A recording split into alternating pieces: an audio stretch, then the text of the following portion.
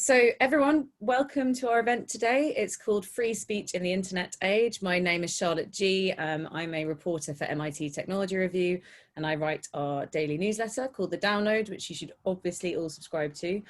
I'm very pleased to be joined by Jamie Bartlett, who is a journalist who has been covering this topic for quite a while now, and has written a book called People versus Tech, which you should definitely check out, and also hosted the Missing Crypto Queen recently, which is one of the best podcasts I've listened to for a while. Not just saying that because he's here. And then we have Alex Krasodomski-Jones, who is the director of the Center for the Analysis of Social Media. And today's event is part of the WebRoots Democracy Festival, which is marking the end of the organization after 6.5 amazing years. So if you're following along and you want to tweet about today's discussion, please do so using the hashtag WebRootsFest.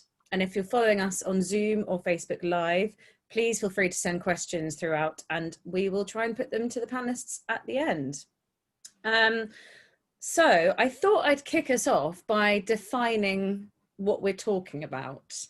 I looked up free speech earlier, and I found 2 different dictionary definitions. The right to express any opinion in public without censorship or restraint by the government, protected in the US as a right under the First Amendment, or the right of people to express their opinions publicly without governmental interference, subject to the laws against libel, incitement to violence or rebellion, etc. So I wonder, maybe starting with Jamie, how do you define free speech with this online lens in mind? Yeah, well, so thanks for Eric for having me, Charlotte for hosting, and Alex for joining, and obviously for WebRoots for all of their work. It's amazing, really, because I've been studying it for ages, and I still, if you were to ask me, like, has it got better or worse, or I still wouldn't really have a clear answer on it, because I feel like I change my mind almost daily about whether the forces in favor of free speech are stronger than those against it, especially because there are so many new ways of defining and understanding, not just like the technical definitions, but measuring it as a kind of social value as well as a legal construct. So I get very, very confused about this question. I suppose I think of it in 2 ways, and one is the strictly legal definition you gave, and whether that's right, protected by government to express yourself freely, subject to certain limitations, or I suppose this is where the online thing comes in, censorship as the platforms through which you promote your or talk or produce content and ideas, whether they are the ones that are preventing you from speaking. So do you have a right to say whatever you want on Facebook or Twitter or whatever? So that's sort of a legalistic one. I think in some ways the more interesting one is the sort of cultural or social definition, like the extent to which in a society it's welcomed and encouraged, that people should be free to express themselves without censorship from other people, by the feeling that they can want to express their ideas, they feel comfortable doing so, they're encouraged to do so, they're not hounded out of jobs for saying the wrong thing.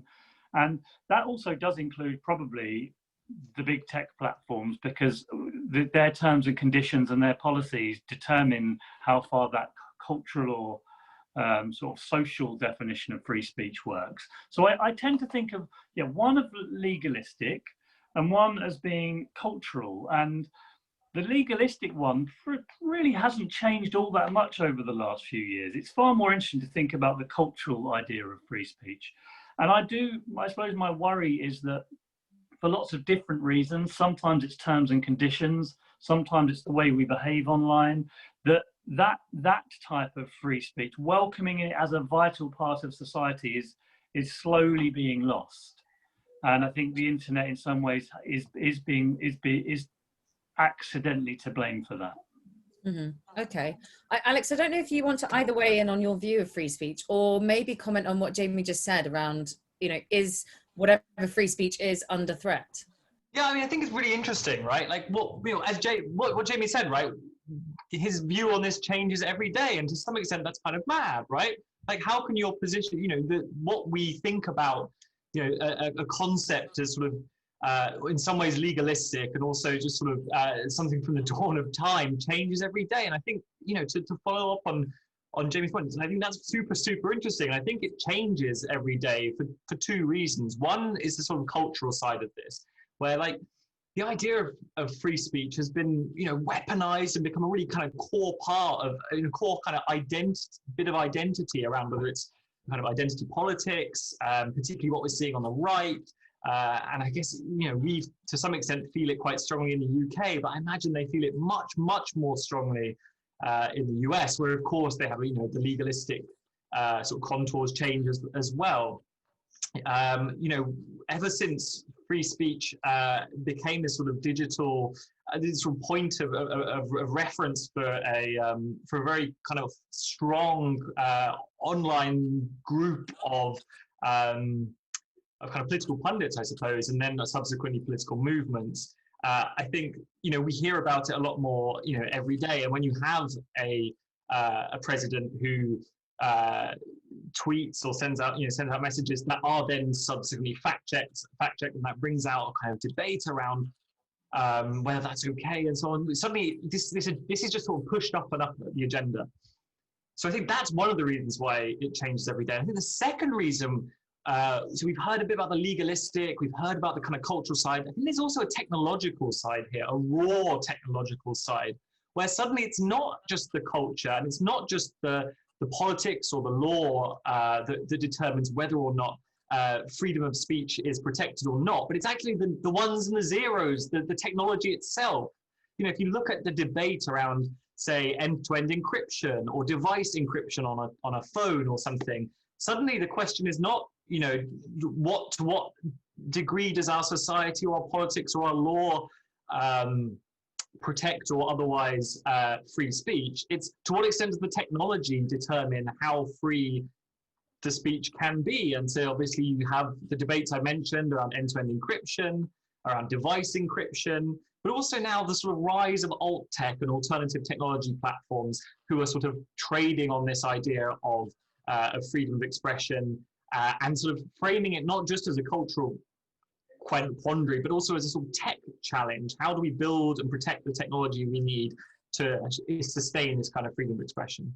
Mm-hmm. Yeah, interesting. I mean, it's interesting you sort of mention free speech is now becoming a kind of selling point for some platforms like Parler in the US, which has just seen loads of new users sign up, which I noticed today is backed by the Mercers. But yes, so it's an interesting dynamic. I wonder, Jamie, do you think that free speech online, do you think that speech has become freer or less free in the last, say, 5 years of the internet? Because you've obviously followed this for a long time.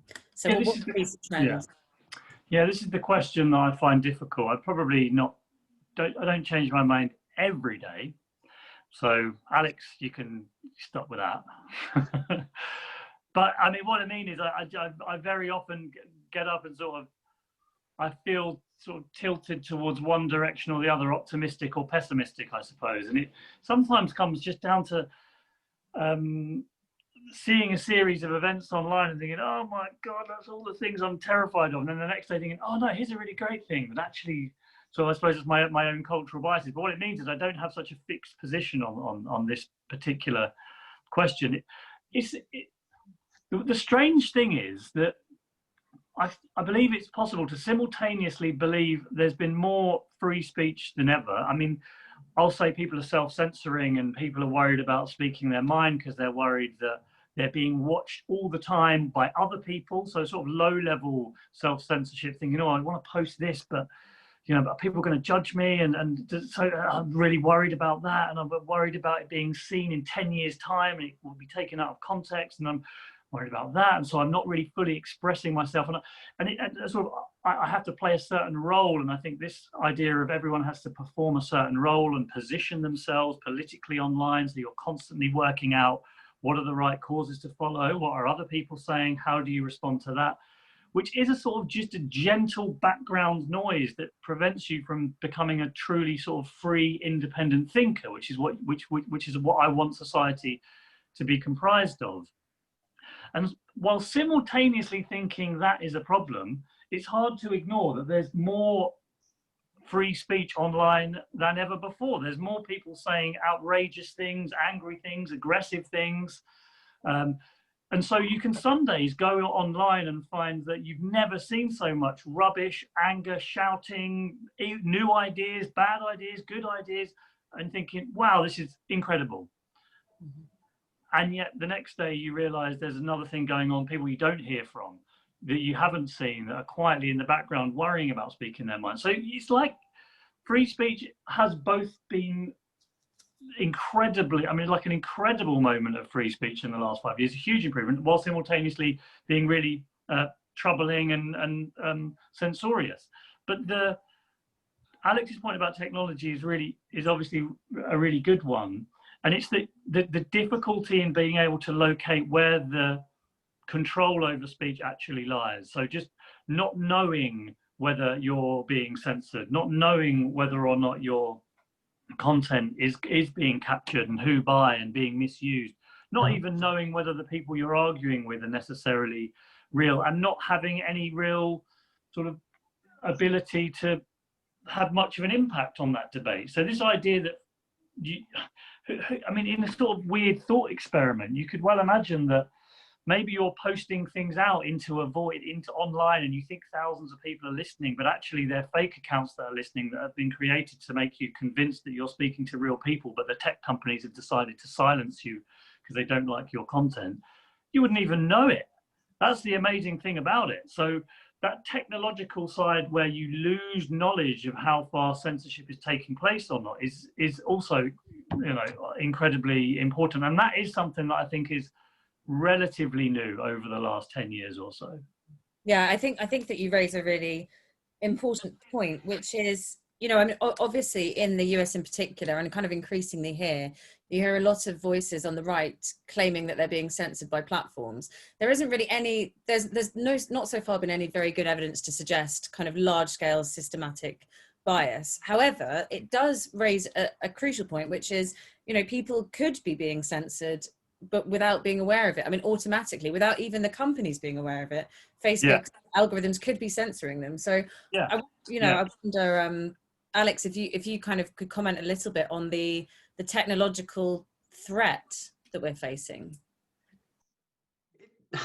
I mean, it's a question of accountability, I suppose. So what we're trying to do at Chasm, I suppose, at Demos, which of course, you know, worth saying, Jamie started Chasm. You know, Jamie's my old boss, and so I'm, you know, deeply sort of influenced by his thinking on this. And so what we're trying to do is have a look at not just to sort of treat what parallels we can basically learn from the way that we sort of experience offline existence, if such a thing exists anymore, and apply that to what we understand about the online world. And Jamie's right. You know, there is a massive democratic deficit in the way that platforms sort of set their terms and conditions and carry out their policing. And by the way, this is only focusing on this sort of platform level moderation, the algorithms that dictate whether a piece of content floats to the top or sinks to the bottom, or if something is removed automatically or whatever. We can come to the rest of the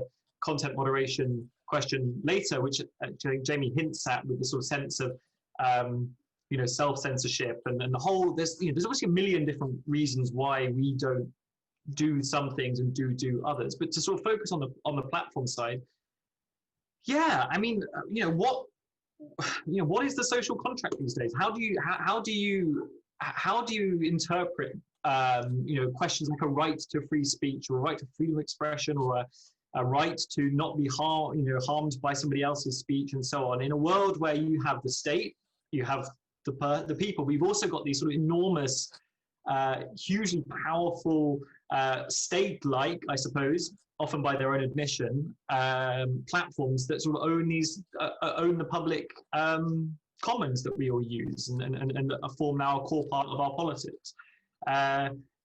It's very easy for me to sort of sit here and be like, well, Facebook isn't democratic. Well, of course not.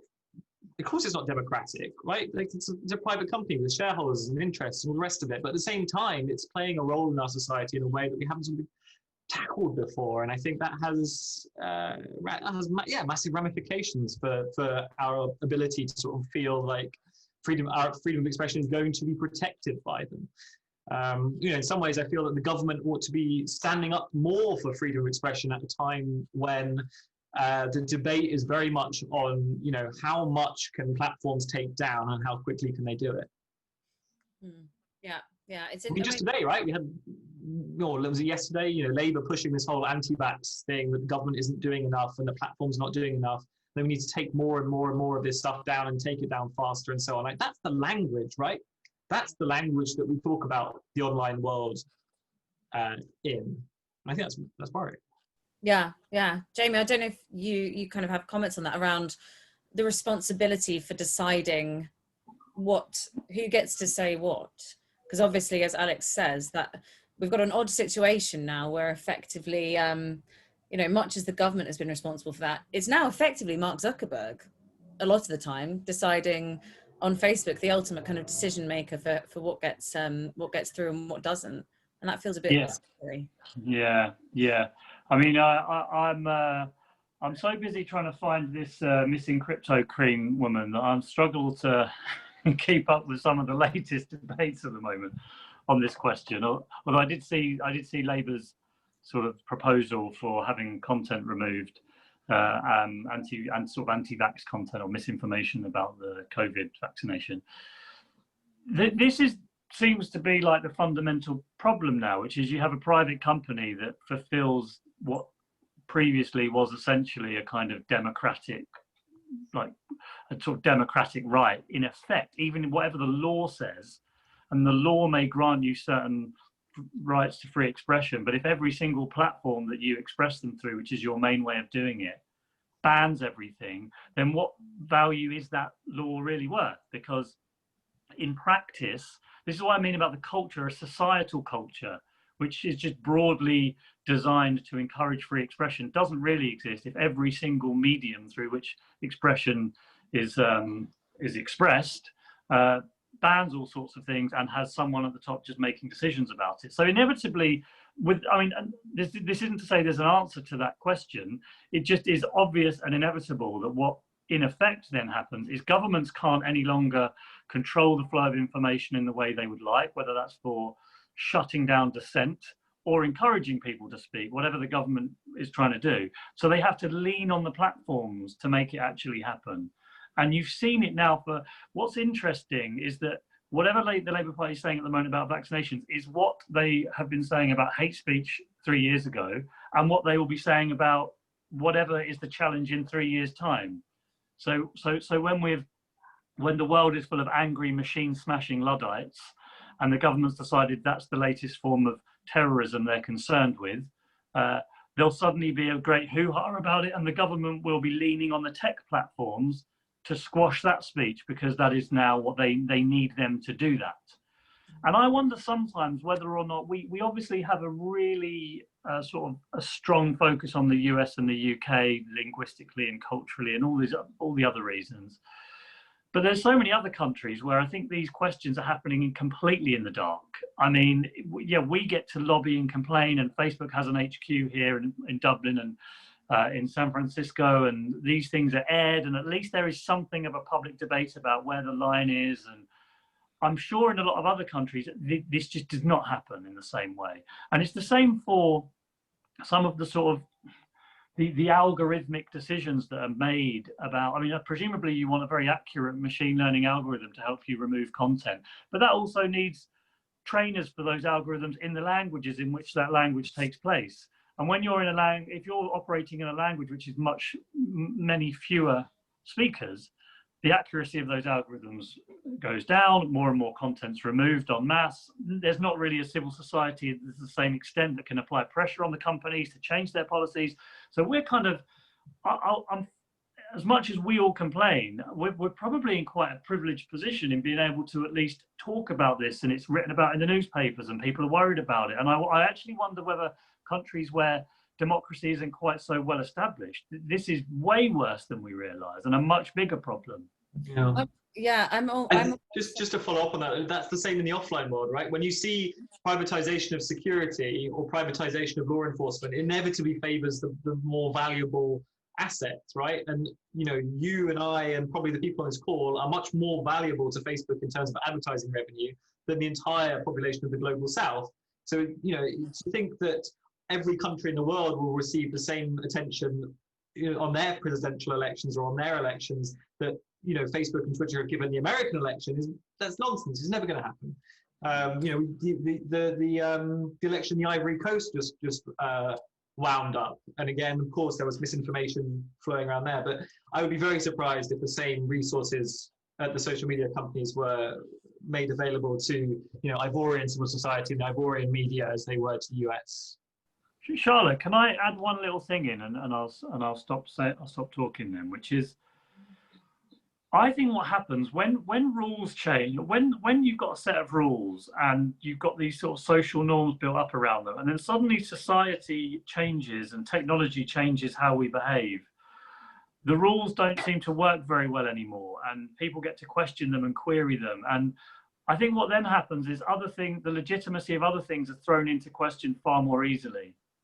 So once you've kind of created this whole new set of unanswered questions about who really controls the internet, is my stuff being censored, how do we know what the content moderators are deciding, these important questions, and we don't know the answers to those, what then happens is that anyone who's on the losing side in any kind of democratic debate, any kind of democratic decision, it's a lot easier for them to accuse cheating, malpractice, shady deals being done behind closed doors, conspiracy groups are plotting against us. And those messages then have far more resonance, because there's a bit of a vacuum into which these conspiracy theories and ideas go. And I think that is kind of what you're seeing now. We did a paper at Demos 10 years ago about the risk that conspiracy theories would have, and the sort of predicting a great increase in them, because rules were changing, people didn't understand them, technology was getting very, very complicated, and conspiracism loves complication, because it sort of cuts through all of the difficult things about the world and gives you a simple, clear answer. And so there is another reason why this, or another side effect of this sort of lack of clarity and certainty, which is it creates this legitimacy crisis, which I think is sort of what we're seeing at the moment. Mm-hmm. Yeah, no, thanks for adding thoughts, Jamie. I've got a question for Alex, but first I would just sort of add to what you were saying. It's been sort of established by now from various different studies into it, the impact that Facebook had on the genocide in Myanmar, and how hate speech on Facebook helped to sort of build up all this hatred against the Rohingyas. But then obviously Facebook, at the time, Facebook didn't employ a single person who could read or write Burmese. So, it's interesting to see how these Western platforms have delved into countries beyond their knowledge, caused all kinds of chaos. And now in Nigeria, there are allegations that Facebook is censoring protests among the opposition. But again, very hard to verify, because you have anecdotal reports from lots of people who knows. But anyway, that was just throwing my thoughts in. I was going to go to Alex and ask a bit about the conspiracy theory question, because a lot of the platforms were criticized for not doing enough about the rise of QAnon, and now obviously that is a very well established, I don't even know if you can call that a conspiracy theory, belief system, cult, I don't know what everyone wants to call it, in the US. Should the platforms have done more to mitigate its spread, given that it is such a very damaging idea? Just to briefly summarize for any participants who don't know, this conspiracy theory basically says there's a kind of a plot led by the Democrats, which involves sort of a paedophile ring in the underground, and Trump is going to break it up. It sounds completely mad, but it's kind of believed by a surprisingly large number of people. So anyway, Alex, should they have done more to nip that in the bud? It's a really difficult question, and I think the reason it's difficult is because so much of it sits in this kind of grey area that we inevitably have to inhabit around what's legal or not. Plus, people were slow on the uptake. What started off as a very sort of fringe set of beliefs, as you say, it turned into like almost a lifestyle brand for people, and as Jamie says, who don't feel like they provides a quite a clear set of friends, and quite a clear set of enemies, quite a clear set, clear understanding of what the what the problems in the world are, and who causes them. And so it's turned out to be extraordinarily kind of seductive. But the problem is, of course, is that nothing that they've really said or questions has been illegal. It sits in that very grey area of political speech, and so it's quite difficult to imagine a certain set of terms and conditions that would set this apart as something that needs to be clamped down on, and obviously then moves to another platform, as many of it some of it have. I mean, they've done stuff, right? They have done the major platforms have done various purges of QAnon and QAnon affiliated content, and obviously then it just simply moved elsewhere. So I think for me, I think the really interesting example here is Reddit. So and for those of you not familiar with Jane, like, you're really pushing me with that one. Yeah, on the educating children, just to jump in, like I really, this is the one thing that really, like, I can't put Facebook and the Silicon Valley companies in the red corner and teachers in the blue corner. It just feels like extremely unfair. I mean, yes, you're obviously right, we do need education, but I think that fight is not a fair fight. Anyway, point is, if you look at Reddit is moderated in a very different way to platforms like Facebook and Twitter. And what Reddit had a big QAnon problem. They had tons and tons of, it was called r/the Great Awakening, and it was chock full of conspiracy theorists pushing the QAnon argument. And Reddit didn't really know what to do about this, but in the end didn't do a great deal.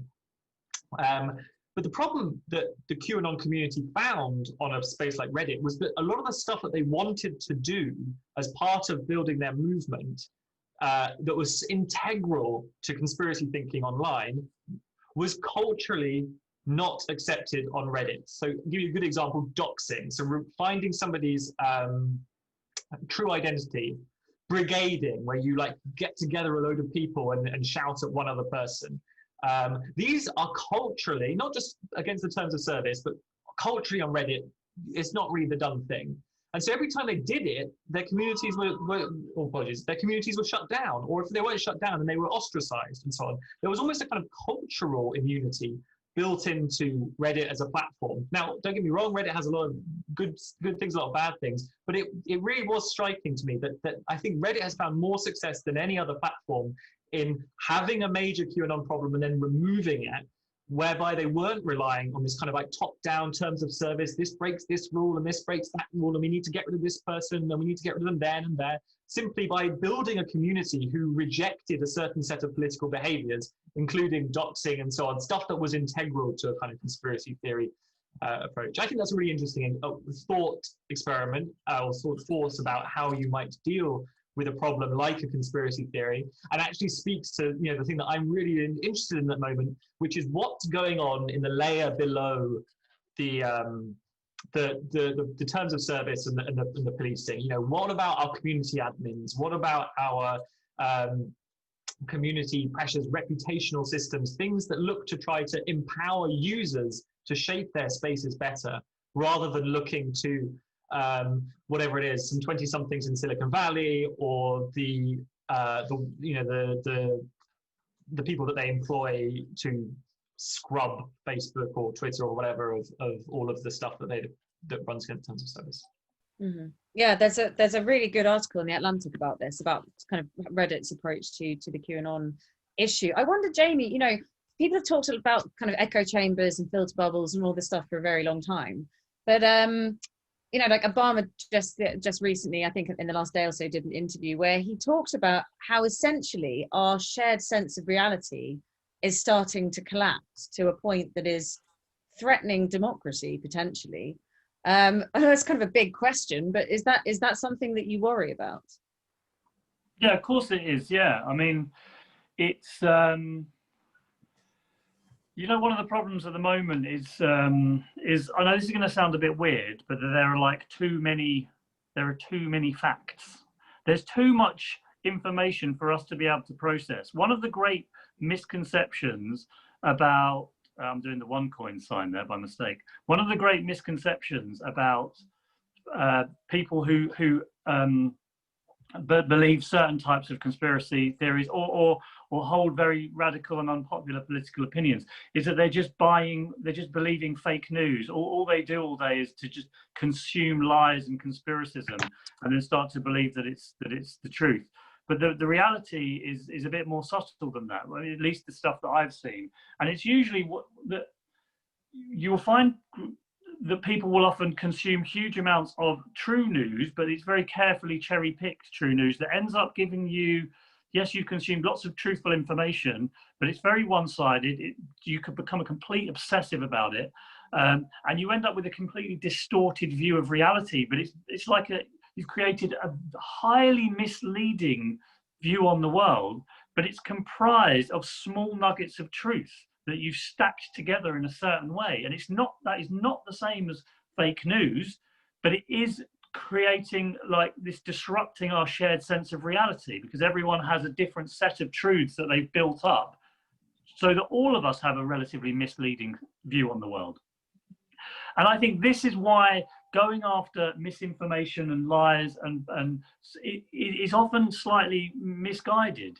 I mean, when I spent time with like the English, I spent a lot of time with the English Defence League when they were at their peak, and spent a lot of time going around marches with them and stuff like that. And the overwhelming majority of the stuff they consumed was truthful, factual news. It's just that they'd spent sort of 2 solid years reading nothing apart from truthful negative stories and piling them together. So what do you do about that? I mean, how do you reconstruct it? And that is, by the way, partly a function of social media, because of the ease and sort of economic imperative of giving people certain types of content in certain ways, and us being able to simply to be able to make sense of the world, to pass out information in the way that we want. This does come down to teachers, but it's not, like Alex said, it's not a question of, oh, the good teachers on this side and terrible Facebook on the other, and let the two do battle. And it's not just about digital literacy. It's not just about studying how algorithms work. I mean, we clearly need a complete and utter overhaul of how we teach information literacy. And it's going to have to comprise all sorts of philosophy and psychology. Like I've said this one before, but like, your own cognitive biases are more powerful than Google's algorithms. We don't study that in media literacy classes. We don't study the ways in which we consume information ourselves and give ourselves all sorts of biases. So this is, I mean, obviously extremely worrying, but I don't think going after fake news is going to be the way to deal with it. Mm-hmm.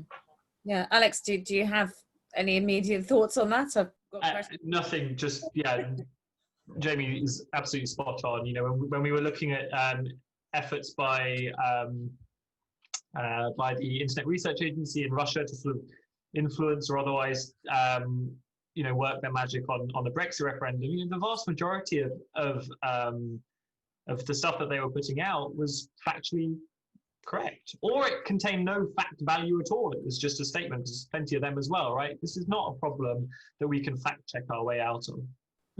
Yeah, that's interesting. I mean, it's certainly been the approach of you know, places like Twitter labeling people's, well, especially Trump, who's been a real issue for Twitter clearly. But you know, their approach of labeling things has been pretty ineffective, I would say, in terms of limiting its distribution. Yeah, I mean, I think it's interesting. I wonder whether there's more going on there than we might think. And it's not just a simple true or false label, but adding that friction, you know, hiding it, you have to click it. Like, you're starting to play with the architecture of an online space there. And I think that at least bodes well. I think that represents a useful step forward in people thinking about how, you know, can we reorient the way that these spaces are designed to promote X, Y, or Z, or whatever. Now, it's a shame that those decisions are made entirely within Silicon Valley, but to some extent, that's inevitable, I think. But something that frames my thinking on this a little bit, Charlotte, is that I think in several, I keep changing the time frame, but to me, it feels like fully decentralized, impossible to censor content is more or less inevitable. So if you take that as a position, that in a few years' time, there'll be loads more platforms which are very hard to censor. Information's harder and harder to control.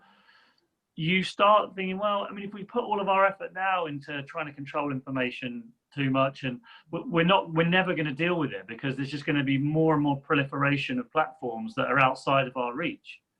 So then you get back to the thing about sort of cultural norms, something on platform architecture, like Alex said. He knows a lot more about that than I do. But also the way we teach information literacy, that in the end becomes far more. I know we're kind of off free speech, but I sort of feel like technologically at some point soon, free speech online will be more or less impossible to control. And then we just basically will realize that we've got to deal with it. If we want free speech to equal a positive, open, welcoming, uplifting society where ideas are batted around and people feel they have the right and they're welcome to express themselves, but without too much social harm, focusing on little tweaks to this and that and little content moderation teams is not going to deal with it. It's not going to solve the problem. Yeah, I'm going to go to some questions in a second. I was just going to say, I mean, in an odd way, I was reading about kind of how the manosphere, this sort of extreme kind of misogynistic corners of the internet have been reacting to Kamala Harris's election and sort of the prospect of her being vice president. And you do read it and think, you know, maybe people just need to limit how much time they spend on social media. I mean, that's not something the government can enforce, but you know, I literally read it and thought, these guys just desperately need to get out more. Yeah, but you know what? But that also, and I agree with that, might also apply to you. Maybe you need to limit the amount of time you're reading them and getting annoyed with what they're saying, because they might represent. That might be 3 people that are controlling 15 sock puppet accounts each, 45 people spewing hate. And then you're sitting there thinking, oh my God, the internet is just like full of this cesspit of this terror. And you don't even know whether the marketplace of ideas is in any way buying and selling what you think. And that's why it's like, and it's the same for me. My partner thinks that she can tell. If she comes down in the morning, she can tell if I've been on Twitter for more than 10 minutes, because I'm literally like raging. I'm walking up and down, annoyed at what I've seen other people say. Oh my God, I can't believe it. And I'm probably talking about a handful of people saying stuff. It's not worth getting. Yeah, I don't even know if it does reflect broader opinion, and it doesn't in many cases. Yes, absolutely. And I think if you let it you know, ultimately it is up to you how you spend your time in your life. And if you allow it, some random strangers that you've never met can suck up all your energy. Yeah, exactly. I'm sure you know that well. Listen, I'm going to go to some questions because I want to get in some of the things people want to ask us. So Charlie Markham has said, hello everyone, and my sincere thanks to Eric for putting together this exceptional festival, etc. His question is, what poses the greatest threat to free speech online? The failures of content moderation or the erosion of respectful debate and disagreement on online platforms?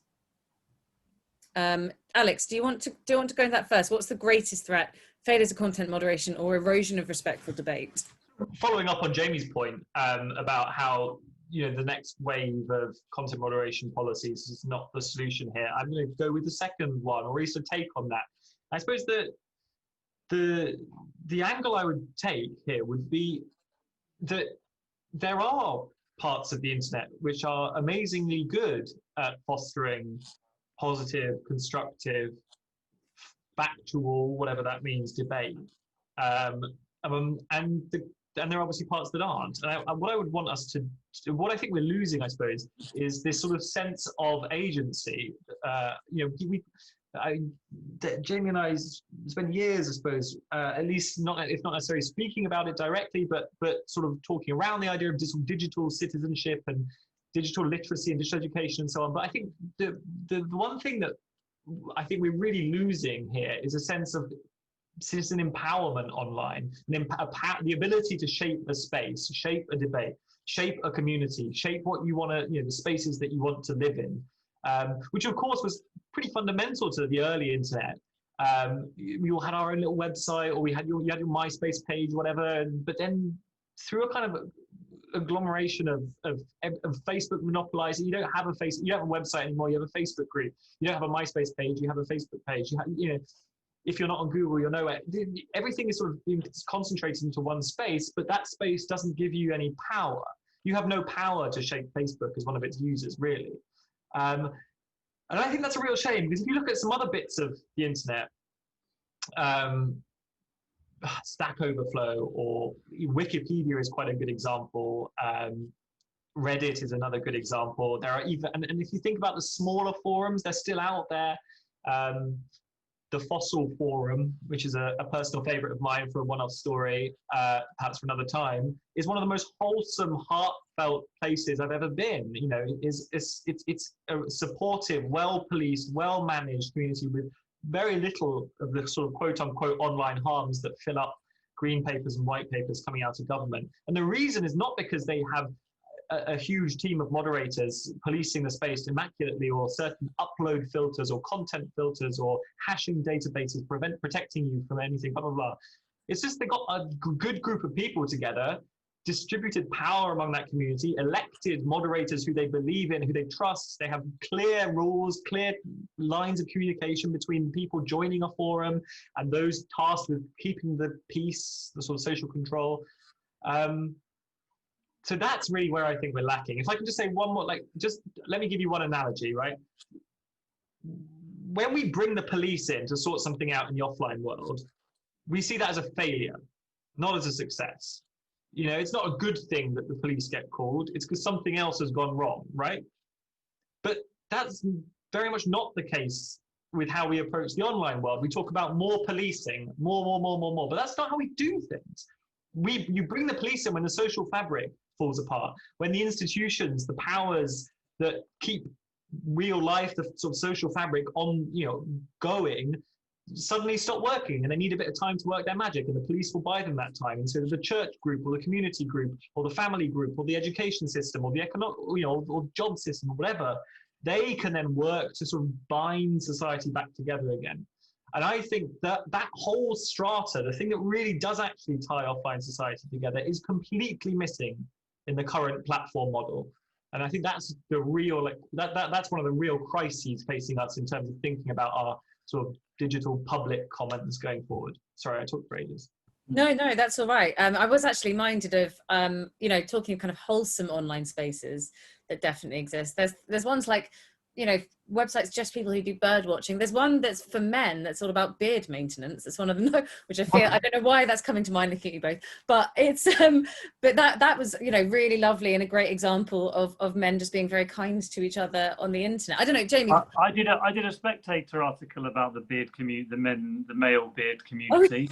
I did. Yeah. Good. What's your answer to this question? Kind of what's the biggest threat to free speech? Failures of content moderation or that erosion of respectful debate? It's one of those questions that you can't. How would I measure that? How would I possibly know that? I have a gut instinct that the failure of content moderation harms one bit of freedom of expression, and erosion of respect harms another aspect of freedom of expression, but I couldn't really measure the two up against each other.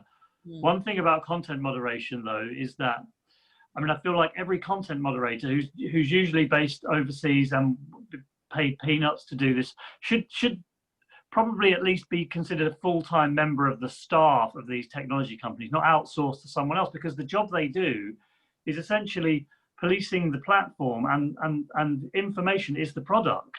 In a way, they're like editors. They should be being paid like a newspaper editor, because they have to sit there all day, every day, and monitor the information, which is the product that these companies are selling, are trading. And yet, even though it's their core business, it's outsourced to like other companies, paid hardly anything, based overseas, don't always understand. And I know that Facebook has spent a lot more money lately in the last 3 or 4 years investing in content moderation teams, and they've improved a lot how they do that.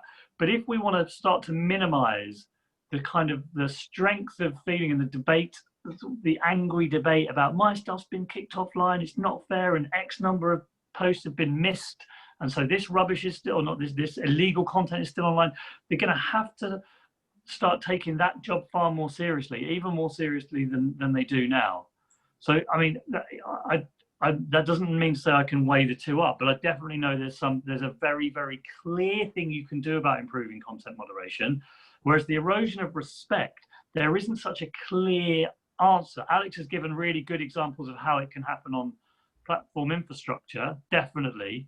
But then we've also, beyond that, we've got to think like society, you know, how do we get along with each other in this online and offline?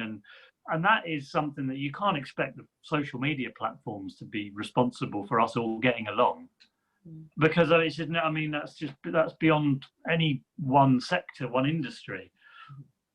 Yeah, I'm gonna go on to the next question, which is specifically posed at you, Jamie, from David Babs. He says, it's interesting that Jamie's positive definition of free speech emphasizes the amount of rubbish, anger and shouting that he sees.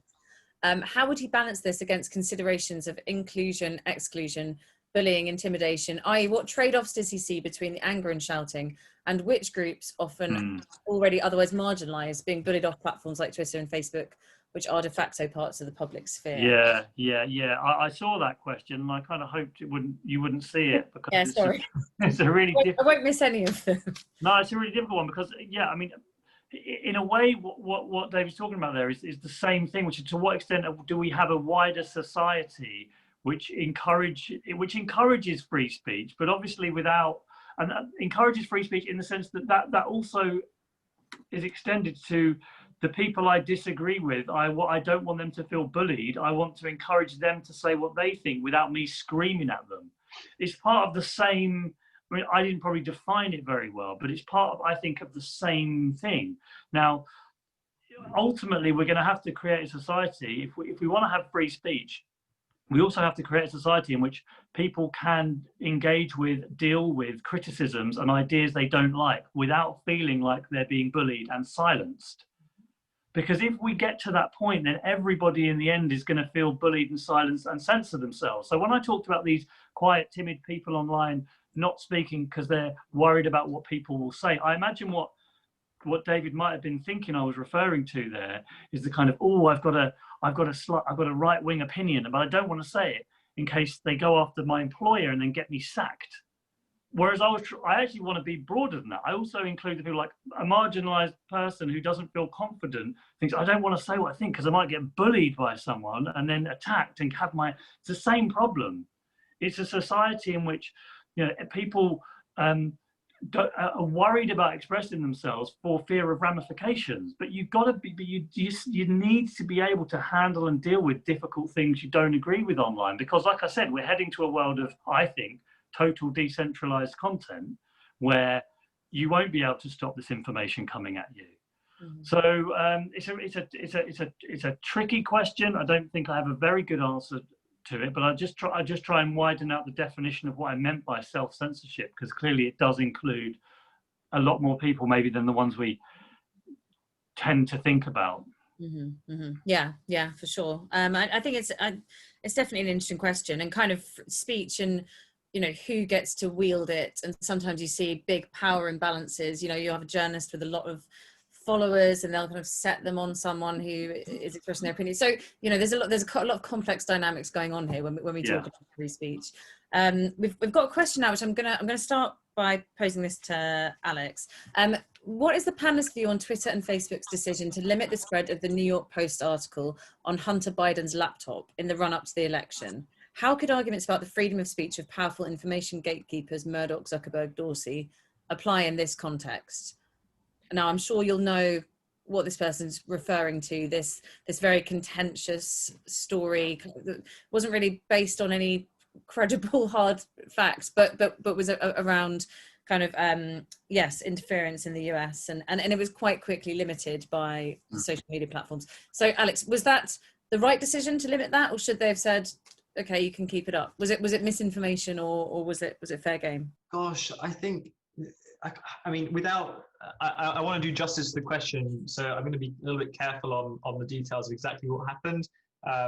As far as I can remember, the story was censored or whatever they did in the end, labeled based because of the nature of the sources. It was hacked or whatever, and so they deemed it unreliable as a result. The only thing I can like speak to is, I think, the furore that emerged afterwards. And I think Jack Dorsey himself has admitted that they handled it very badly. And I think it just goes to show, you know, that making decision, like the kind of decision making powers of these very small groups of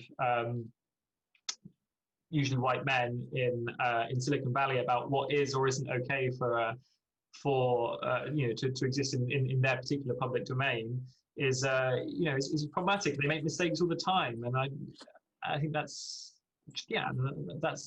a problem for us. And so whether or not you are sympathetic to Hunter Biden or not, or I think you can be sort of dismayed by the ways in which these things took place, in the same way as whenever a sort of high-profile person is removed from a platform like Twitter.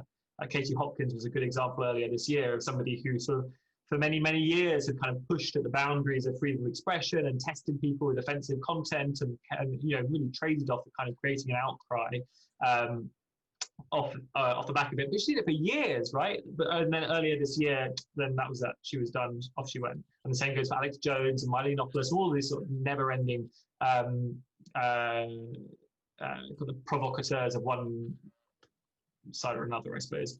The question, I think, is not whether or not you agree with them, or whether or not they you know, I would never, well, we can spend some time deciding whether or not it's a legitimate decision for a platform like that to make, given it's a private entity. But I think the interesting question is, well, why then?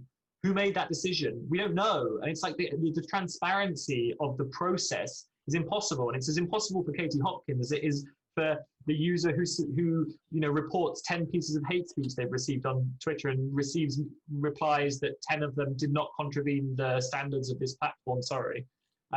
It's not, you know, we can talk about the justice of it or not, but the fact is that the process, the structures that are in place to oversee this, to get redress, to understand what on earth is going on behind the you know, the front page that you actually click on is basically non-existent. And I think that's really difficult. You can't trust this system, right? Yeah. Jamie, do you want to jump in? That's what I was sort of trying to say, that once you have these rules that people don't fully understand, yeah, the legitimacy of decisions is thrown into question. Everyone gets to blame everybody else, and then there is this legitimacy crisis. And I think the thing to look out for now is wait until something under the Biden administration is not censored, is not removed, a news article, and you'll have 10,000 conservatives and Republicans screaming, why is this one still up and this one's been taken down? And that is like, these sources were also hacked and they were also unreliable.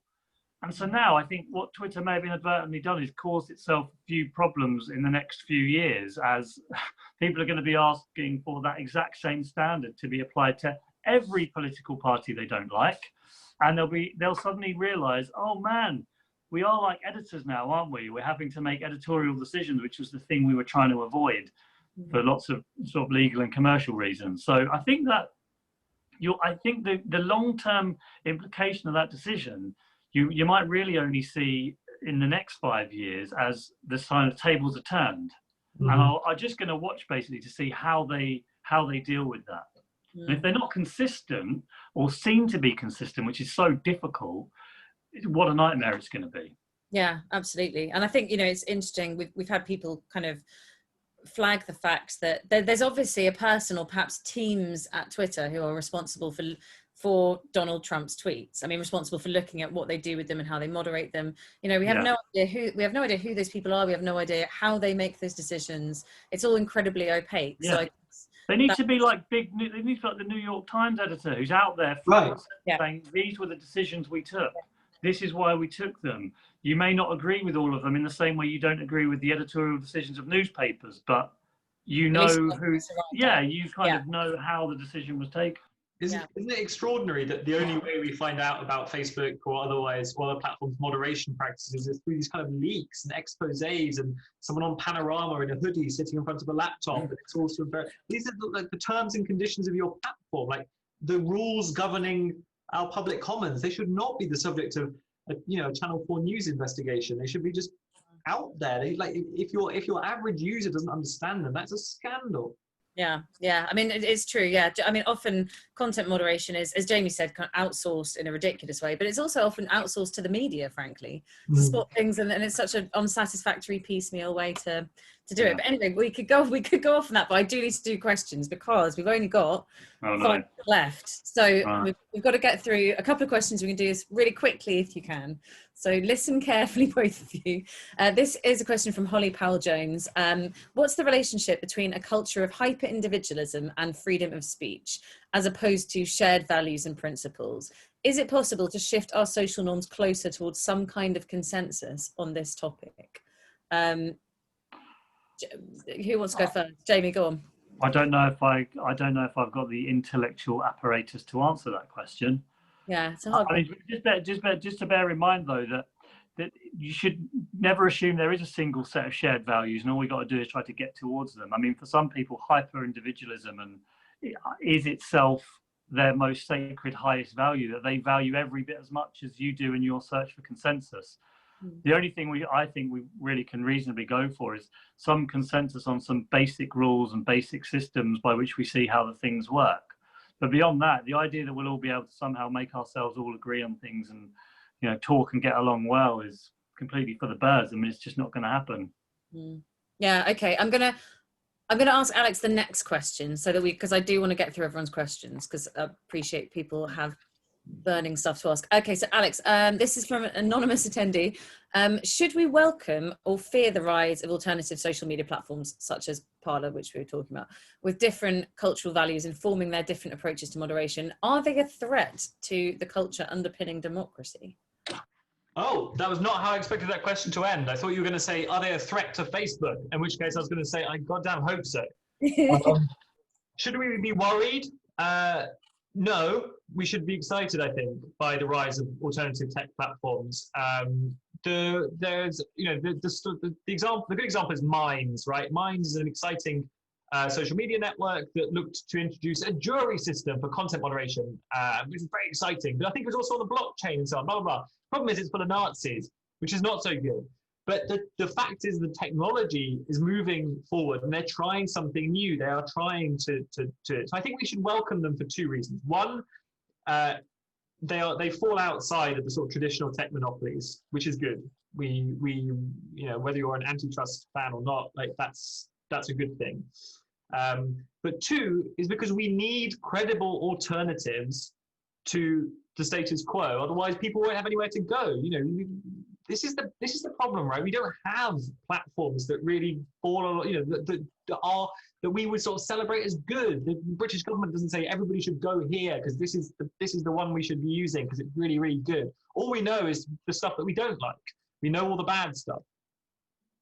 So I would want us to come up with some liberal democratic alternatives and not just talk about them like I do, but actually get somebody who's clever to build them so that we have somewhere to go. That said, I don't want to minimize the harms, I suppose, and the kinds of the kind of stuff that does go on in these kind of unmoderated spaces. And you know, Jamie knows more about the darknet than pretty much anybody. There are, you know, certain architectures. If you make a community hidden and you set it up for a certain purpose and you tolerate certain kinds of behavior, well, you're going to get bad stuff. And I don't want to minimize that, but I do want to celebrate the idea of there being tech alternatives to the way that our current spaces are designed. Okay. The next question, I don't know if you guys, have either of you heard of the Free Speech Union? Yeah. Okay. That's pretty young. So Jamie, what are your thoughts or comments in response to its emergence and what they perceive to be as a crisis in free speech? I don't know anything about them, so I'm going to have to let you answer. Yeah, so it's a bigger question, and I think their founding was partly more in response to universities and perception of university-based censorship of certain groups, rather than how the internet and online platforms are changing it. So, to be honest, I feel like I wouldn't know enough about who's really behind it and who's really involved in it to say anything. I might say something that's completely off target. So I'll I'll probably avoid that one. No, that's all right. I've got a question for Alex actually, and basically, I mean, I hope I'm summing up this person's question fairly. Should people be forced to use their real identity? David. No. Okay. I Jamie? agree. I definitely a no as well. No. I Okay. think about Cambridge Analytica and everything that happened there, and we now want people to upload passports so they can access the. I mean, think about the long-term, 10, 20, 50-year time horizon about making everybody use their exact same identity. I think that would be really bad for free expression, not good, because I don't. Yeah, well, for lots of reasons that we haven't got time to go into, but yeah, I'm a definite no on that. I had a debate in the Guardian with Jess Phillips about it. She was yes, I was no. Yeah, I mean, I'm with both of you on that, so I'm afraid that's kind of a boring for whoever answers that question. But yeah, I agree, they shouldn't. And I'm gonna. This is the last question we're gonna do because we are at our time, and I am gonna be a good moderator who lets people have their time back. Jamie, we've got a question here from Rick. Europeans can be arrested for what they say online, not just Europeans. A concern Americans mostly don't have to worry about. How does that affect your free speech? How does the risk of being arrested affect the free speech? Yes. Yeah, we have less free speech here than in America. That's obvious. I mean, that's legal. Literally, I mean, legally speaking, it's pretty plain. But what's the question? Yeah. How does, I mean, they're different legal systems. I mean, we both share a kind of broad legal defense of free speech, but obviously, as we all know, America's is much stricter. I suppose the issue is that the technology giants follow the American model loosely, although not entirely, as we know. And then they go to these different countries where they've got to apply different free speech laws in different countries, and the tricky thing for them is, where do they decide, well, European free speech law is pretty much in line with most of what we do, so we're quite happy there. But then you go into another country and these technology companies have got to think, oh God, what do we follow the law of the land on free speech here, even though it's against our law? And they're increasingly coming up against a number of grey areas where they don't really know what to do, because the law of the land, which they're obliged to follow, would have them remove content which, under American free speech protections in the Constitution, they would leave up. And they don't have the numbers to do it, because again, you've got to have proper professional content moderators who are basically newspaper editors in every single country in which you operate, which is incredibly expensive and difficult to do. So I mean, in terms of there being different laws and different, but one platform, that is one of the biggest problems I think they face at the moment. Yeah, I completely agree with you. I know that I said that was the last question, but I really have to get this last question because it is really, really interesting, and I'm going to ask it to Alex. If the government is to regulate on tech platforms regarding the posting of content, will this red tape limit the growth of competitors? In other words, are government attempts to regulate content going to doom us to the monopoly we currently experience? It depends how they regulate. I think if they regulate on along lines that require technology platforms to jump, to repeat Facebook or Google or YouTube's content moderation practices. And if you want to grow to be the size of YouTube, you need to employ the same number of content moderators, and you need to remove all this content, and you need to do it this quickly. Then I think, yeah, that's problematic. I think if the government takes an alternative approach, which is, I hope at least, the one that is my understanding is currently being favoured within government, which is to think about design codes, to think about this so-called duty of care, but to move towards a system that looks to, to regulate on lines of how the processes that govern an online space rather than the content within it. I hope that will both, push online spaces to be better while avoiding the kind of red tape, the sort of regulatory burden that will kill off any sort of startup. Yeah, fantastic. Okay, wait a minute, we have one last question, which is, what's the name of the beard forum? Oh God. From Terence. Is that forum going to stay open? Because I'll find it now and post it. Is it going to stay open after once the call's closed down? I'm not sure actually. I'll post it on Twitter. Tweet it afterwards. Okay, brilliant. Yeah, I'll tweet fantastic. it. Right, Eric's saying yes, that's fine, because we do have to wrap up. Listen, Both of you, thank you so much. That's such an interesting conversation. I feel like, as ever with these kind of chats, you know, we just sort of started to scratch the surface. I sincerely wish that we were all going on to continue this in a pub or something, but there we are. Hopefully we'll get the chance to do that someday. So thank you both of you. Thank you everyone who kind of tuned in and for your questions. It was a really interesting discussion. So yeah, thank you very much, and take care.